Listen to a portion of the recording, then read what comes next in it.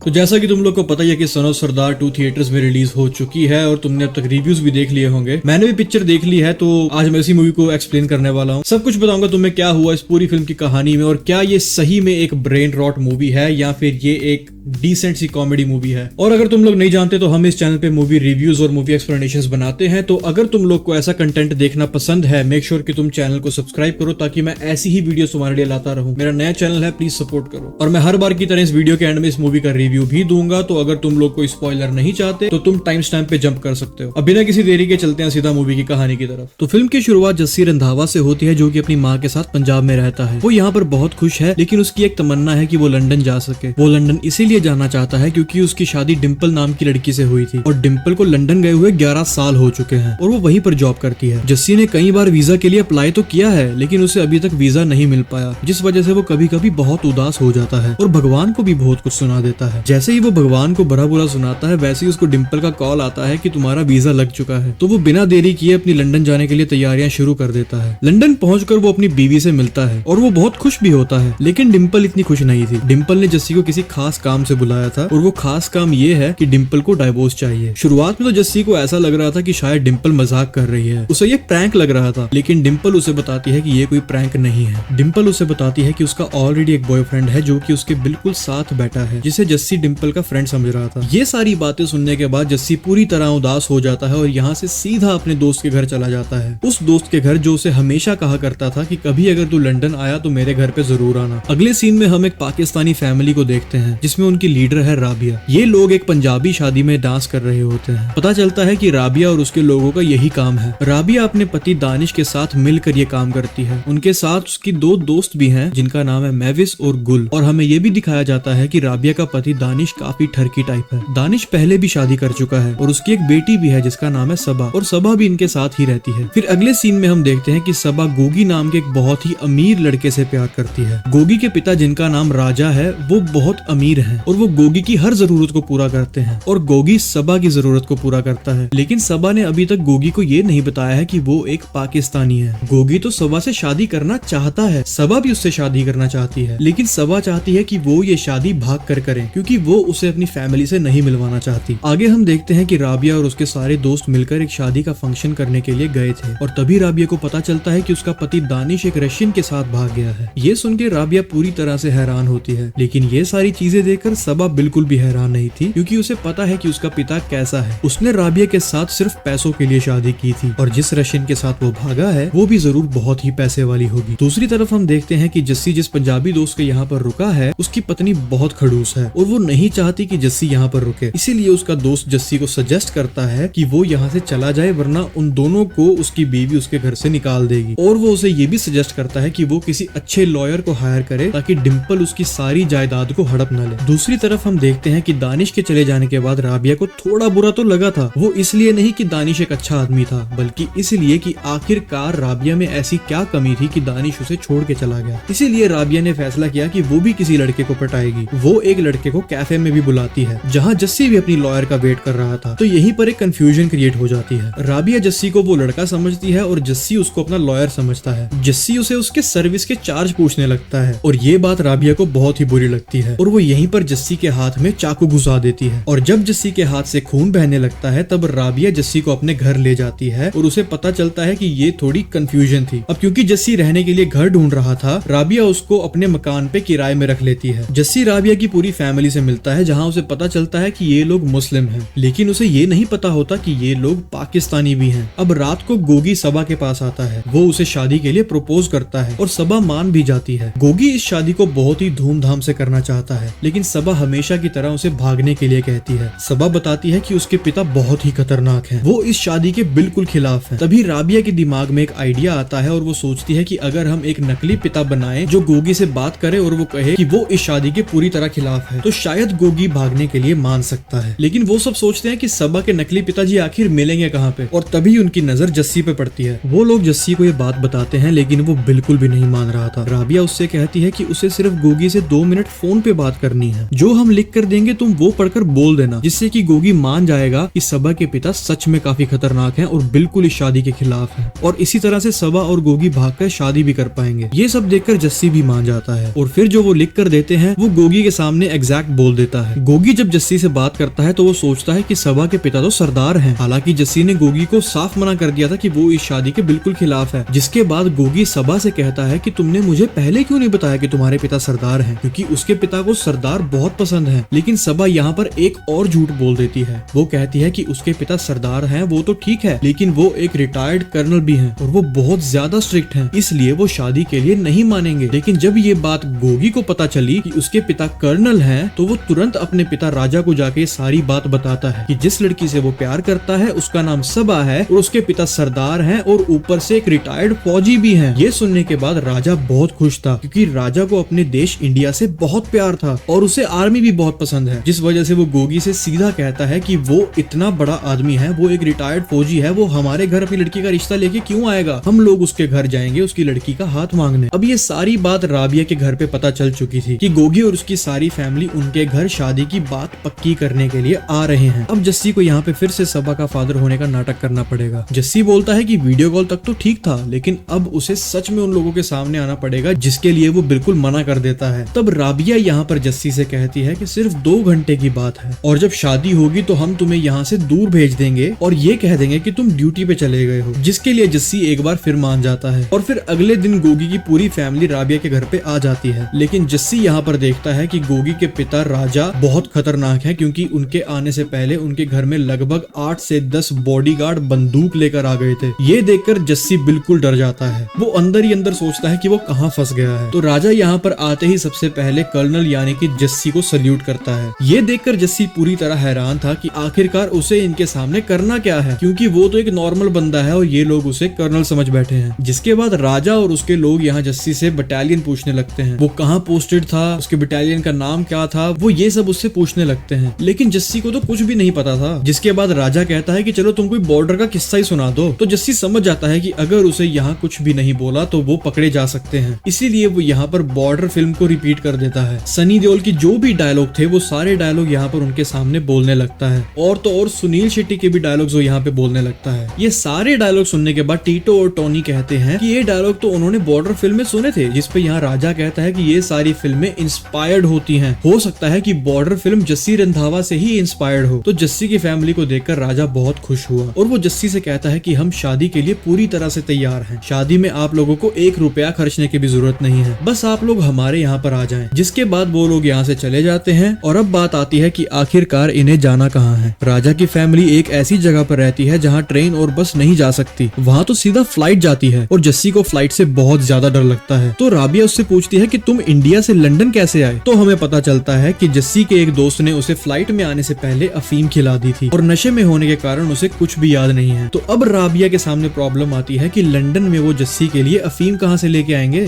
फिर पता चलता है कि विदेश के ग्रेवयार्ड में जो फूल चढ़ाए जाते हैं वो फूल असल में अफीम के ही होते हैं। वो लोग उन फूलों से अफीम बना लेते हैं और उस अफीम की चाय बनाकर जस्सी को पिला देते हैं, जिस वजह से जस्सी को नशा हो जाता है और वो वहाँ पहुँच जाते हैं जहाँ पर उनको जाना था। जस्सी वहाँ पहुंचकर नशे में होने के कारण बहुत ही ऊट पटांग हरकतें करने लगता है। जिसके बाद राजा यहाँ पर अपनी फैमिली के बारे में बताने लगता है। राजा बताता है कि उसके पिता काफी खुशमिजाज किस्म के आदमी हैं। वो हर बार शादी करते रहते हैं और अब उनकी जो माँ है वो एक ब्रिटिश है जो एक पोल डांसर है। उसके 2 भाई भी हैं, टीटो और टोनी, जिनकी शादी नहीं हो पाई, लेकिन वो गोगी की शादी किसी अच्छे परिवार में करना चाहते थे, जिनका वो काम आज पूरा हो चुका है, क्योंकि जस्सी की फैमिली उन्हें बहुत ही ज्यादा अच्छी लगी थी। साथ ही राजा जस्सी को एक मन की बात भी बता देता है। वो कहता है कि उसे नाचने वाले लोग बिल्कुल भी पसंद नहीं है। जो उसकी माँ पोल डांसर है वो उन्हें कुछ खास पसंद नहीं है। वो बताते हैं कि नाचने वाले लोग घर बर्बाद कर देते हैं। राजा एक बात और बताता है कि उसे झूठ बोलने वाले लोगों से भी बहुत ज्यादा नफरत है, और साथ ही वो ये भी बताता है कि साल में वो लगभग 4-5 लोगों को तो मार ही देता है, वो लोगों को जान से मार देता है। ये सारी बातें सुनने के बाद जस्सी पूरी तरह से डर चुका था। जस्सी समझ गया था कि वो एक बहुत बड़ी प्रॉब्लम में फंसने वाला है। और तो और जस्सी को ये भी पता चलता है कि राबिया और उसकी पूरी फैमिली पाकिस्तानी है। तो ये देखकर तो उसे और भी ज्यादा डर लगने लगा था। उसे समझ नहीं आ रहा था कि आखिरकार वो करे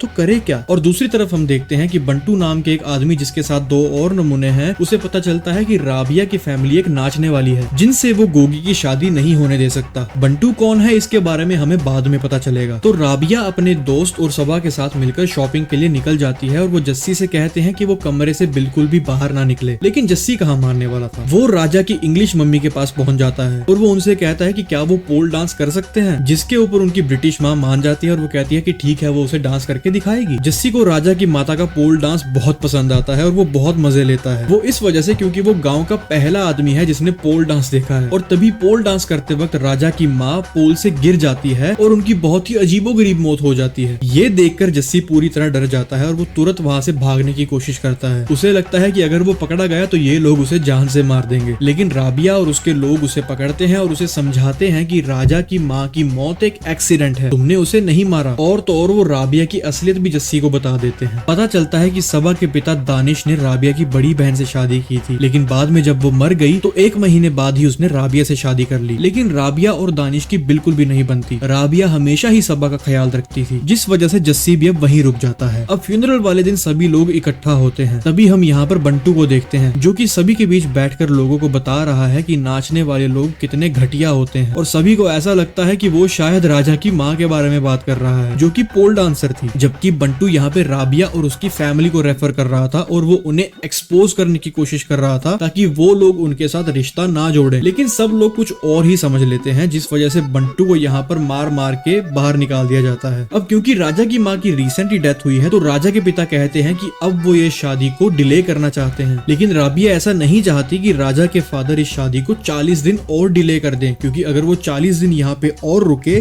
तो वो पक्का पकड़े जाएंगे। इसीलिए राजा के पिता को वो अफीम वाली चाय पिला देते हैं, जिससे राजा के पिता पूरी तरह खुश हो जाते हैं और वो शादी के लिए भी मान जाते हैं। वो कहते हैं कि जिस डेट पे तुम लोग ने शादी फिक्स की थी उसी डेट पे शादी होगी। लेकिन शादी से पहले एक प्रोग्राम रखा जाता है। राबिया देखती है कि ये प्रोग्राम काफी फीका फीका सा लग रहा है, इसलिए वो यहाँ पर नाच गाना करने लगते हैं। ये सारी चीजें देखकर राजा को बिल्कुल भी अच्छा नहीं लगता, क्योंकि उसे नाचने वाले लोग बिल्कुल भी पसंद नहीं है। और दूसरी तरफ हम देखते हैं कि जस्सी राबिया और उनके सभी लोगों को छोड़ के यहाँ से जा रहा था, लेकिन वो उससे पहले अपनी माँ से बात करता है, क्योंकि उन्हें पता चल गया था कि डिम्पल और जस्सी अब एक साथ नहीं रह रहे। और उन्हें ये भी पता चल जाता है कि वो अब राबिया के साथ रह रहा है और वो उनकी फैमिली की एक काम के लिए हेल्प भी कर रहा है। जस्सी की माँ उसे यहाँ पे समझाती है कि तुम अपना घर तो नहीं बचा पाए, लेकिन अगर तुम किसी और का घर बचा सकते हो तो ये बहुत बड़ी बात है। अगर तुम किसी का घर बचा देते हो तो तुम्हारा घर भी जरूर बच जाएगा। वहाँ दूसरी तरफ पार्टी के बीच में राजा राबिया और उसके लोगों को बहुत बुरी तरह से चिल्ला रहा था कि तभी यहाँ पर जस्सी की एंट्री होती है। वो राजा से कहता है कि नाच गाना कहाँ नहीं होता, जब तक पार्टियों में फंक्शन में नाच गाना ना हो तब तक वो पार्टी नहीं मानी जाती। और किसने कहा कि नाच गाना गलत होता है? लोग खुशी से नाचते हैं, अपनी खुशी को सेलिब्रेट करते हैं, इसी वजह से सब लोग नाचते हैं और झूमने लगते हैं। ये सुनकर राजा भी चुप हो जाता है। और अब यहाँ पता चलता है कि जस्सी यहाँ से भागने वाला था, लेकिन अब वो यहाँ रुक जाता है और वो सबा से कहता है कि वो यहाँ से भागने वाला था, लेकिन अब चाहे कुछ भी हो जाए वो उसकी शादी करवा के ही रहेगा। ये सारी बातें सुनने के बाद राबिया जस्सी से इम्प्रेस हो चुकी थी, वो जस्सी को पसंद करने लगी थी। आगे हम देखते हैं कि राजा एक शूटिंग रेंज में है और वो अपने पास जस्सी को भी बुलाता है। जस्सी क्योंकि एक कर्नल है इसलिए राजा चाहता है कि वो भी शूटिंग प्रैक्टिस करे, लेकिन जस्सी का एम यहाँ पर मिस हो जाता है, जिससे राजा को भी डाउट होने लगता है। तब जस्सी कहता है कि वो छोटे मोटे खिलौनों से नहीं खेलता, बल्कि वो तो टैंक चलाता है। ये सुनने के बाद राजा यहाँ पर टैंक बुलवा लेता है और ना चाहते हुए भी जस्सी को वो टैंक चलाना पड़ता है। वो गूगल पर सर्च करता है कि आखिरकार टैंक कैसे स्टार्ट होता है। तब यहाँ पर टैंक स्टार्ट तो हो जाता है, लेकिन अब बात ये है कि अब वो उसे बंद कैसे करे। वहीं वो टैंक बंद करते करते वहाँ तबाही मचा देता है। और वहीं दूसरी तरफ बंटू और बंटू के लोग राजा के घर में घुसने की कोशिश कर रहे थे और वहीं पर जस्सी के टैंक ने उन्हें भी अच्छे से सबक सिखा दिया, जो कि अनजाने में हुआ था। ये सारी चीजें देखकर राजा को बहुत ही खुशी मिल रही थी, क्योंकि उन्हें जस्सी के ऊपर बहुत ही प्राउड फील हो रहा था। अब अगले दिन शादी थी, शादी की तैयारियां हो चुकी थी और सभी लोग बहुत खुश थे। इस मोमेंट को सभी लोग एंजॉय कर रहे थे कि तभी राजा की नजर पड़ती है दानिश पर, जो कि यहाँ बैंड बाजा लेकर आया था। वो रशियन के साथ मिलकर यही काम करता था। यहाँ पर राबिया दानिश को समझाती है कि उसकी बेटी सबा की शादी है तो वो यहाँ कोई भी हंगामा नहीं चाहती, इसलिए वो उसे सजेस्ट करती है कि वो बिल्कुल चुप रहे और कोई भी प्रॉब्लम क्रिएट ना करे। लेकिन यहाँ पर दानिश टीटो और राजा को बता देता है कि राबिया सिर्फ उसकी है, जिससे कि यहाँ पर राजा राबिया से बात करने लगता है। तो राबिया उसे बताती है कि जस्सी जब ड्यूटी पर जाया करता था तो वो बिल्कुल अकेली हो जाती थी, इसीलिए बहुत सालों पहले उसका दानिश से अफेयर था, लेकिन अब उसके बीच कुछ भी नहीं है। ये सुनकर राजा और टीटो को जस्सी के लिए काफी बुरा लगता है कि राबिया का एक दूसरे बंदे के साथ अफेयर है, लेकिन खैर छोड़ो, ये बात जस्सी को नहीं पता चलनी चाहिए। दूसरी तरफ हम देखते हैं कि जस्सी की पत्नी डिम्पल भी यहाँ पर आ जाती है। असल में डिम्पल जिस लड़के से शादी करना चाहती थी थी उसकी नजर डिम्पल की जायदाद पर थी, जिस वजह से डिम्पल ने उसे छोड़ दिया और वो यहाँ पर जस्सी से मिलने आई थी। लेकिन जब जस्सी और डिम्पल को राजा एक साथ देखता है तो वो जस्सी से बात करने जाता है। जस्सी बताता है कि जब वो ड्यूटी पर जाता था तो वो बिल्कुल अकेला पड़ चुका था और तभी उसकी मुलाकात डिम्पल से हुई। जस्सी यहाँ राजा से कह देता है कि ये बात वो राबिया को ना बताए वरना बहुत बड़ी प्रॉब्लम क्रिएट हो सकती है। लेकिन अब राजा को सारी बातें पता चल चुकी थी। राजा को पता चल गया था कि जस्सी भी एक नॉर्मल इंसान है, वो कोई कर्नल नहीं है, वो सबा का पिता भी नहीं है। और तो और यहाँ पर राजा को राबिया की फैमिली के बारे में भी पता चल जाता है कि वो पंजाबी फैमिली नहीं है और वो नाचने वाले लोग हैं और वो पाकिस्तानी है। इसीलिए राजा यहाँ पर कहता है कि ये शादी नहीं हो सकती। राजा यहाँ पर गुस्से में बहुत ही ज्यादा भड़का हुआ था। तभी अचानक से यहाँ पर बंटू आ जाता है एंड वो भी यही कहता है कि ये शादी नहीं हो सकती। राजा उससे पूछता है कि आखिरकार तू कौन होता है ये बोलने वाला। तब बंटू बताता है कि वो गोगी का असली बाप है। असल में बात ऐसी है कि बंटू और राजा की वाइफ का बहुत सालों पहले एक अफेयर था और गोगी जो है वो असल में उसका बेटा है। बंटू उसे कहता है कि मुझे तेरी फैमिली से कोई लेना देना नहीं है, मुझे तेरी पत्नी से भी कोई लेना देना नहीं है, मैं यहाँ सिर्फ अपने बेटे के लिए आया हूँ। वो चाहता है कि उसकी बेटे की शादी एक नाचने वाली फैमिली में ना हो। साथ ही यहाँ राजा की पत्नी उसे बताती है कि भले ही उसने सालों पहले एक गलती की थी लेकिन आज की डेट में वो सिर्फ राजा से प्यार करती है। तभी यहाँ पे राजा सभी गलतियों को माफ कर देता है और यहाँ पर वो गोगी और सबा की शादी के लिए भी मान जाता है और फिर वहीं पे उन दोनों की शादी धूमधाम से हो जाती है। लेकिन अब बात ये है कि जस्सी यहाँ पर किसके साथ रहेगा, डिम्पल के साथ या राबिया के साथ। यही सब कंफ्यूजन के बीच में डिम्पल को चोट लग जाती है और जस्सी उसे हॉस्पिटल ले जाता है। ये देखकर राबिया को लगता है कि जस्सी तो सिर्फ डिम्पल के साथ ही रहना चाहता है, लेकिन जस्सी राबिया को बताता है कि वो उसे सिर्फ हॉस्पिटल लेके गया था क्योंकि वो काफी क्रिटिकल थी, रहना वो राबिया के साथ ही चाहता है। ये देखकर राबिया बहुत खुश हो जाती है और जस्सी उसे शादी के लिए प्रपोज भी करता है। प्रपोजल के टाइम हम देखते हैं कि एक गाड़ी ब्लास्ट होती है और जिस बिल्डिंग के पास गाड़ी ब्लास्ट हुई थी उसकी खिड़की से रोहित शेट्टी निकल के आता है और बोलता है कि मैं गोलमाल 5 की शूटिंग कर रहा हूँ और यहीं पे ये मूवी खत्म हो जाती है। तो अब अगर इस मूवी की बात मैं करूँ तो मैं सिर्फ यही कहना चाहूंगा कि इस मूवी में जैसे सरदारों को पोर्ट्रे किया गया है वैसे सरदार एक्चुअली होते नहीं है, सरदार इतने डम नहीं होते। और सेकंड ऑफ ऑल मैं ये कहना चाहूंगा कि इस फिल्म को जितना बुरा बताया जा रहा है ये